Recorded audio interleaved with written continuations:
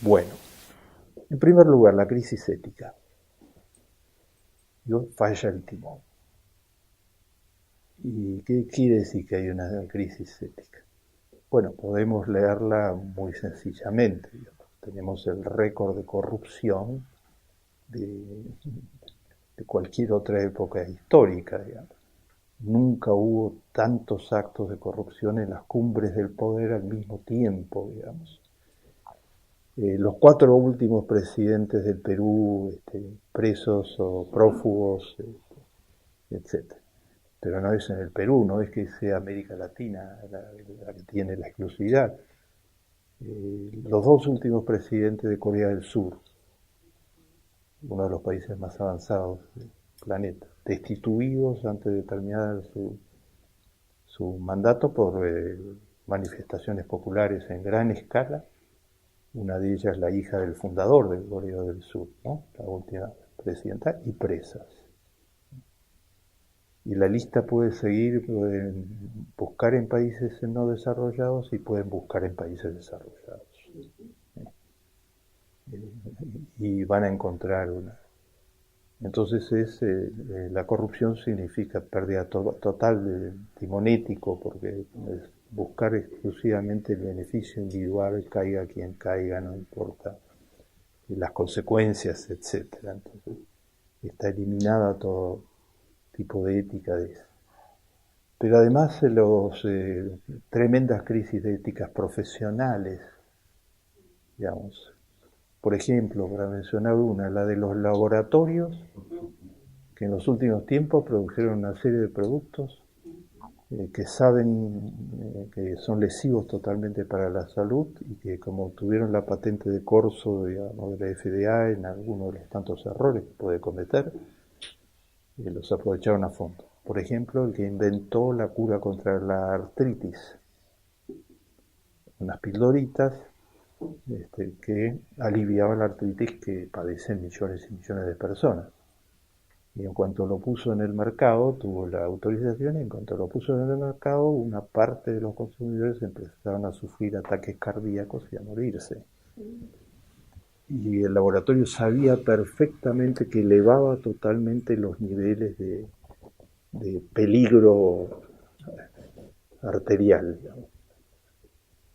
Y siguió vendiendo porque era el producto estrella, era el que producía más ventas, hasta que fue denunciado por una cantidad de ONGs, etcétera, y universidades que midieron las relaciones entre ingerir la pastilla y la suba del riesgo cardíaco, etcétera. Esa es una crisis de la profesión muy importante, porque no es el único caso, está lleno de casos. Los injertos de cadera que después se demostraron que la lista es amplísima, se demostraron que son totalmente perjudiciales, etc. Por lo que me contabas vos ayer de fraccionar pastillas, ¿no? Vendiéndola en dosis que no producen ningún efecto, pero para vender mucho más, etc. Es una crisis profesional muy seria, una profesión clave. O los edificios que se caen solos en distintos lugares del mundo, ¿no? Imagínense lo que termina de suceder, el derrumbe del puente en Europa, etcétera, etcétera. ¿Cómo puede ser que ahí, por debajo hay crisis éticas muy importantes? O para señalarles una muy gruesa, lo que hizo Volkswagen. Volkswagen es el mayor fabricante de automóviles del planeta y pasaba por ser, digamos, un buen productor de autos de precios razonables, con una gama variada, etc. Hace 10 años que Volkswagen es uno de los mayores contaminadores de la atmósfera de los grandes centros urbanos, porque estaba violando deliberadamente la regulación que establece que no se pueden lanzar gases de nitrógeno, son unas especies de nitrógeno venenoso, más allá de se mide 1. Volkswagen lanzaba 20. ¿Y cómo lo pudo hacer? Cada vez que venía la Agencia Reguladora de Medio Ambiente de Estados Unidos a chequear los motores, Volkswagen usaba la tecnología más avanzada, inteligencia artificial, para bajar el nivel a 1. Cuando se iban los inspectores, lo subía de nuevo a 20. Con eso, Volkswagen aumentaba la potencia del motor. Entonces se le permitía competir mejor con Toyota, digamos, que es la segunda marca en el mundo. Y había un trade-off, lo llamamos en un intercambio, digamos. Más potencia de los motores de Volkswagen a cambio de más pulmones destrozados de todos los que estaban en derredor de los gases que lanzaban, los propios automovilistas y todo el que pasara cerca, en una escala gigantesca porque es el mayor productor de automóviles del mundo. Ahora, esto absolutamente deliberado. Los tribunales lo han comprobado hasta el cansancio, porque tiene 100.000 millones de dólares de pleitos en este momento de los automovilistas, a los que le vendió el auto, de los servicios de salud pública en muchísimos estados, en Estados Unidos y en otros lugares, etcétera. Era cultura de la empresa. O sea, no es que había un ingeniero loco, sino que era desde el presidente de la compañía hasta todo el alto mando de ingenieros estaban en el pacto de vender los autos a como de lugar. Y entonces que se envenenen los que se tengan que envenenar, digamos. Eso es una crisis ética fenomenal en la cumbre empresarial del mundo, ¿no? Te dirán, bueno, pasó en Volkswagen, pero no tiene por qué pasar en otros lugares, ¿no? Pasó mucho peor todavía que en Volkswagen. En el año 2008 se derrumbó toda la economía mundial, ¿verdad? 2008-2009. Se cayó toda la economía mundial. Explotaron las hipotecas, explotaron las burbujas, la burbuja de las hipotecas y la burbuja de los derivativos en los mercados financieros. Y quebraron 3 de los 5 bancos más importantes del mundo. Rápidamente, Lehman Brothers, Bear Stearns, Merrill Lynch, etc. Lo que significó un efecto en cadena de Estados Unidos, de Wall Street a Europa, en gran escala, y se cayeron todas las economías del mundo. El Banco Mundial calcula que por lo menos murieron 300.000 niños como consecuencia directa de la economía latinoamericana. Cayó 3%, por ejemplo. El desempleo en los Estados Unidos llegó a la cifra más alta en muchos años, 13% de desempleo, entre de la gente de color y los latinos 26 o 27% de desempleo. Todo esto permitió que un presidente de color fuera presidente de los Estados Unidos, porque la desesperación de la gente ante la caída del sistema, que parecía que se desintegraba directamente, Bush apareció como uno de los responsables, digamos, centrales y sus políticas, digamos, etc. El Congreso de Estados Unidos hizo una investigación a fondo de qué causó, se la llama la gran crisis, y es la segunda crisis económica más importante después de la crisis de 1930.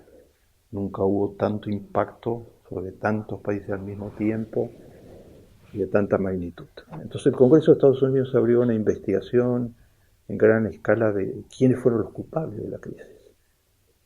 ¿Por qué de repente se derrumbaron los bancos y sucedió todo esto?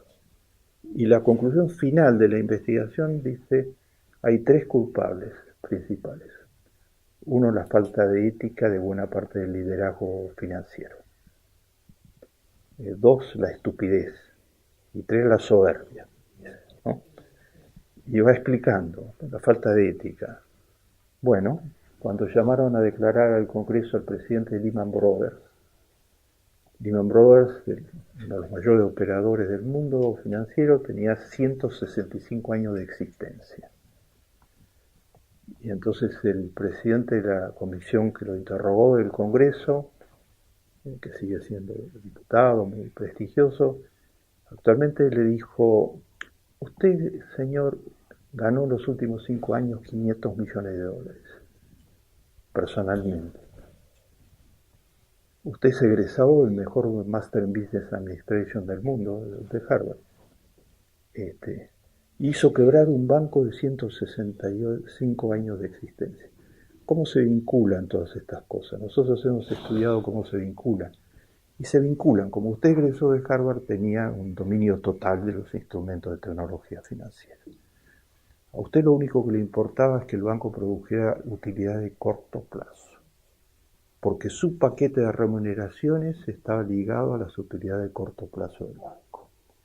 Entonces usted infestó el banco de hipotecas sin valor patrimonial que las respaldara y de productos financieros totalmente inventados para que subiera las utilidades de corto plazo del banco y usted cobrara mucho más.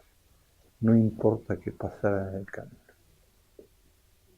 No importa que arruinó a buena parte del pueblo americano, que fueron desalojados de sus casas millones y millones de americanos, que se produjo esta magnitud de crisis de desocupación, todo lo que perdieron el pueblo americano perdió en ese momento a causa de la quiebra. Y educado en Harvard, por eso le dio los instrumentos técnicos para poder desarrollar estas maniobras durante años sin que se dieran cuenta. Esto es una crisis ética fenomenal de liderazgos financieros. Tal fue la crisis de que la Academia de Psiquiatría de los Estados Unidos se sintió obligada a hacer un dictamen. 2 o 3 años antes había habido, hubo una sucesión de quiebras, no fueron estas las únicas. Entonces, 3 años antes había quebrado Enron. Enron era la 6ª empresa de los Estados Unidos cuando quebró. Se han hecho películas, ustedes han visto algunas de las películas, etc. Nuevamente, la ética por la ventana, digamos, la tiraron por la ventana y se dedicaron a especular. Era una empresa muy poderosa en el campo eléctrico y les interceptaron emails donde en California uno de los jefes le decía a otro jefe: ¿cuántas horas cortamos la energía eléctrica hoy para hacer subir los precios de lo que vendemos? ¿No?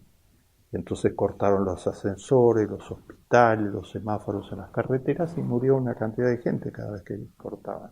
O quedó herida una cantidad de gente cada vez que cortaban. En el medio de operaciones quirúrgicas, etcétera, etcétera, etcétera.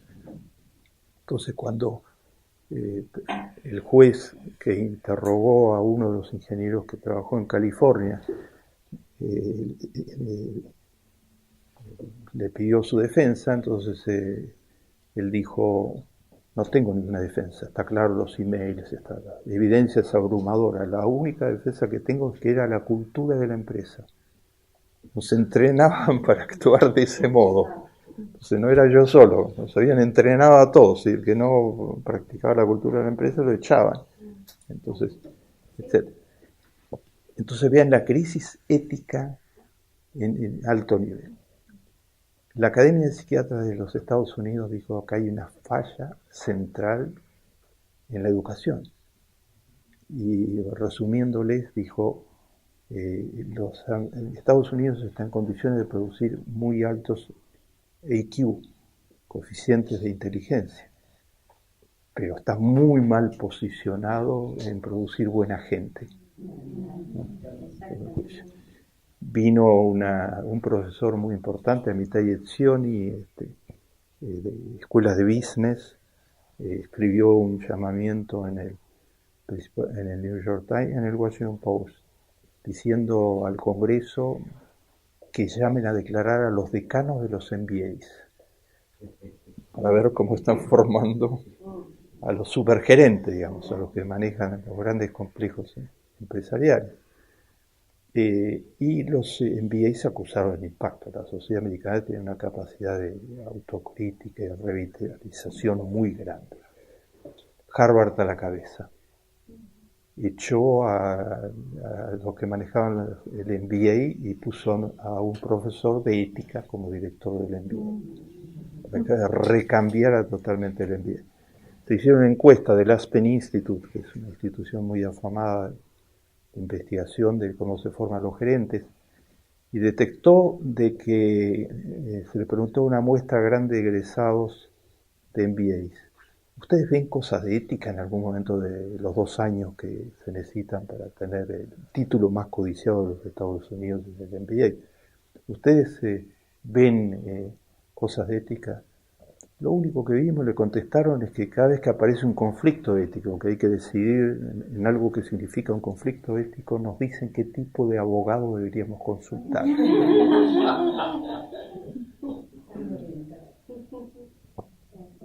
La ética ni figuraba. Se les preguntó a una muestra de 1000 egresados si usted pudiera robar $150.000 y la posibilidad de que lo descubrieran fuera el 1%. ¿Qué haría? 60% digo que robaría de inmediato, etc. Entonces, no es que las escuelas trataran de generar malas personas, sino que simplemente entregaban técnicas muy peligrosas, digamos, que pueden tener mucho impacto, sin razonar sobre la responsabilidad social en el uso de estas técnicas. Entonces, entregando esas técnicas bajo la sola ley del mercado y del lucro, sin ninguna reflexión sobre la responsabilidad social de utilizarlas, puede dar estos resultados. La reacción del gobierno de Obama fue crear el ombudsman de los consumidores financieros, ¿no? Fue establecer una ley de regulación muy estricta para que no se presentaran estas cosas de nuevo, y crear a alguien que defendiera a los que están siendo aprovechados por liderazgos financieros inescrupulosos, digamos. Hoy todas esas instituciones están en peligro, ¿no? Porque se va en sentido contrario. Vean ustedes si no hay temas éticos que nos permitan decir que crisis ética en los altos mandos ejecutivos de algunas de las principales empresas del mundo, crisis ética en la industria médica, crisis ética. La industria médica es una de las más acusadas, las historias son infinitas, y así sucesivamente, para indicar la crisis ética. Y lo que dice Charles Taylor. Charles Taylor es quizás uno de los 3 o 4 filósofos mayores del planeta. Es un filósofo canadiense que vive en las montañas y que produjo, entre otros, un libro que se llama Ética de la Autenticidad, que les recomiendo mucho leer. El año pasado ganó el máximo premio de la filosofía mundial. Y entonces él dice en Ética de la Autenticidad que hay algo mucho más grave todavía, que es que hemos dejado de discutir sobre los fines, dice Taylor. Discutimos solo sobre medios.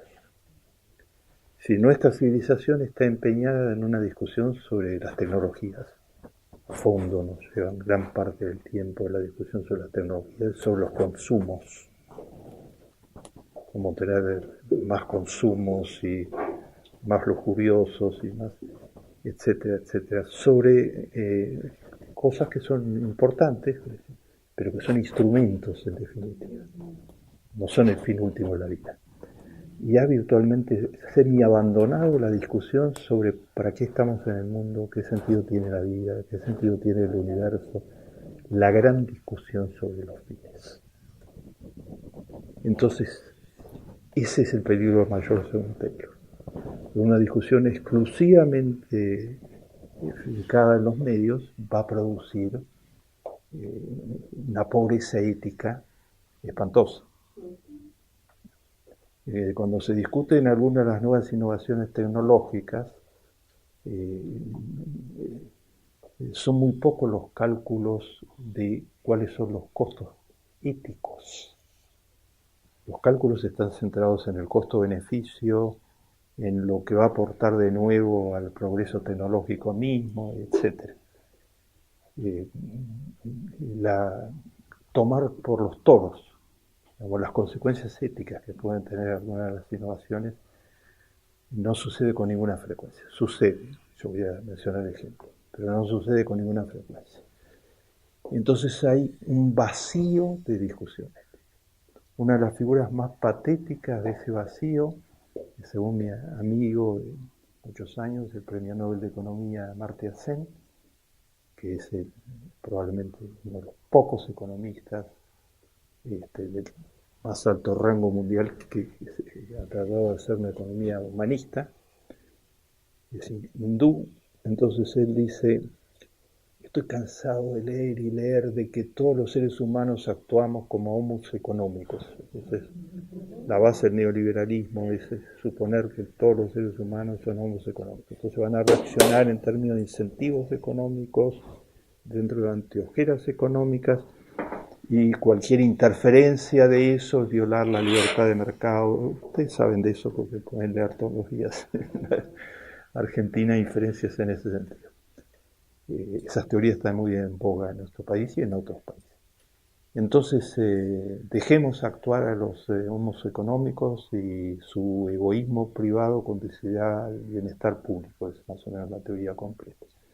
O sea, Amartya Sen dice: toda la gente que yo conocí en mi vida, tiene casi 90, dice, toda la gente que conocí en mi vida, no eran homos económicos que solo razonaban en términos económicos, se parecían mucho más a Hamlet que a los homos económicos.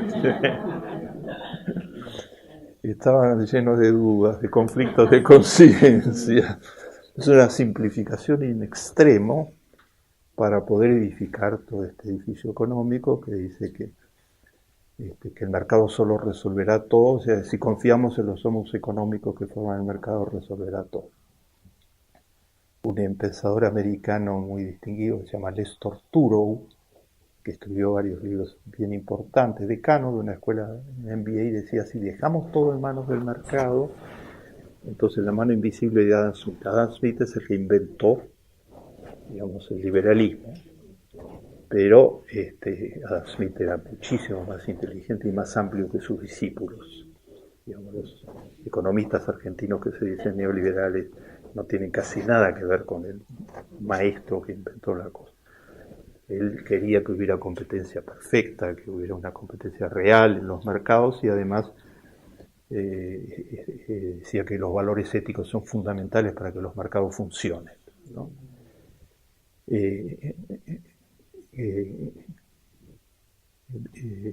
Mi amigo Amartya Sen dice con mucha frecuencia, dice: los economistas neoliberales, dice, han leído un solo párrafo de Adam Smith.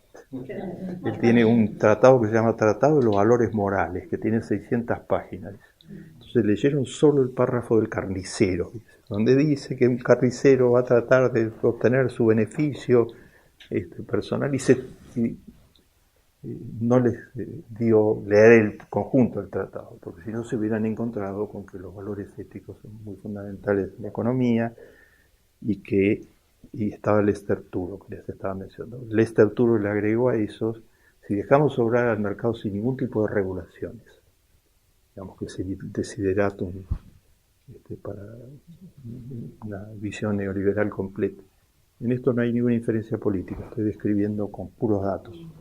Entonces Lester Turow dice: si lo dejamos obrar libremente, la mano invisible de Adam Smith decía que hay una mano invisible que va ordenando la economía, pero la economía de él era con competencia perfecta, con valores éticos y todo.